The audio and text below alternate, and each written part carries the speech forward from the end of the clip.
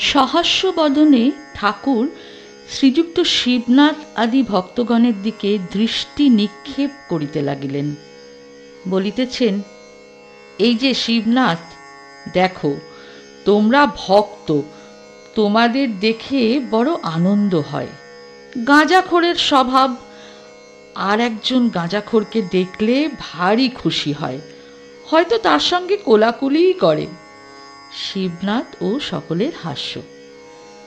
যাদের দেখি ঈশ্বরে মন নাই, তাদের আমি বলি, তোমরা একটু ওইখানে গিয়ে বসো, অথবা বলি, যাও বেশ বিল্ডিং দেখো গে। সকলের হাস্য। আবার দেখেছি যে ভক্তদের সঙ্গে হাওয়াতে লোক এসেছে, তাদের ভারী বিষয় বুদ্ধি, ঈশ্বরীয় কথা ভালো লাগে না।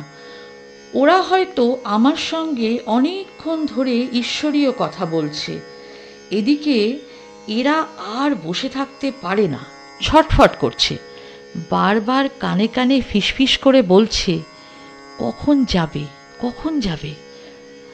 তারা হয়তো বললে, দাঁড়াও না হে, আর একটু পরে যাব।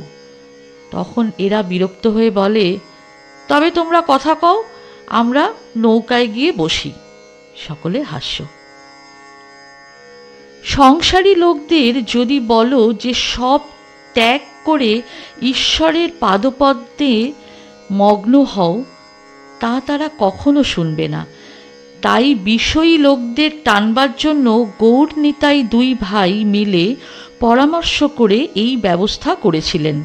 মাগুর মাছের ঝোল, যুবতী মেয়ের কোল, বল হরি বল। প্রথম দুইটির লোভে অনেকে হরিবোল বলতে যেত।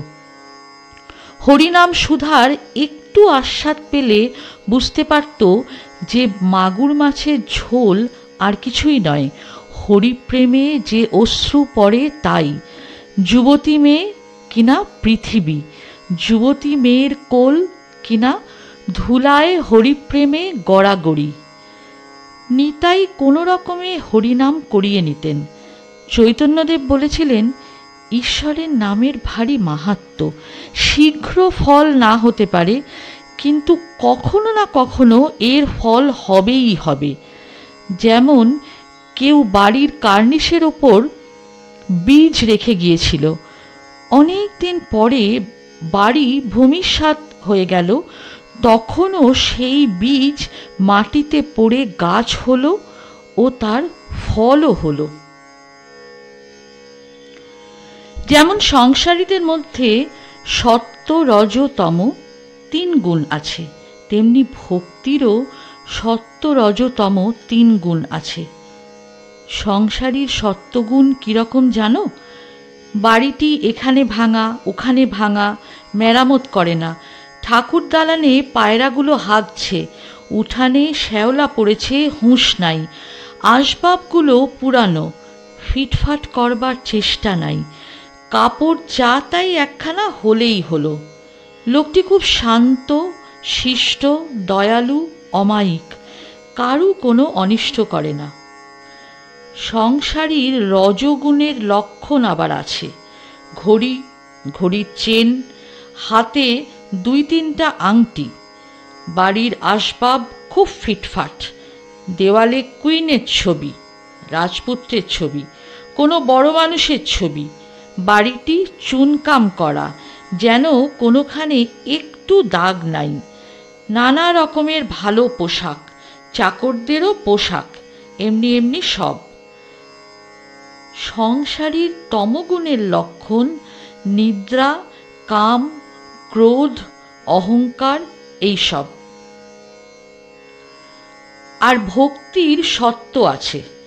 যে ভক্তের সত্ত্বগুণ আছে সে ধ্যান করে অতি গোপনে, সে হয়তো মশারির ভিতর ধ্যান করে, সবাই জানছে ইনি শুয়ে আছেন, বুঝি রাত্রে ঘুম হয় নাই তাই উঠতে দেরি হচ্ছে।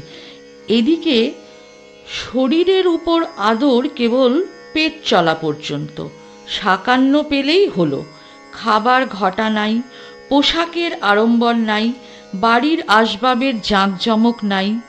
আর সত্যগুণী ভক্ত কখনো তোষামত করে ধন লয় না। ভক্তির রজ থাকলে সে ভক্তের হয়তো তিলক আছে, রুদ্রাক্ষের মালা আছে, সেই মালার মধ্যে মধ্যে আবার একটি সোনার দানা। সকলের হাস্য। যখন পূজা করে গরদের কাপড় পরে পূজা করে।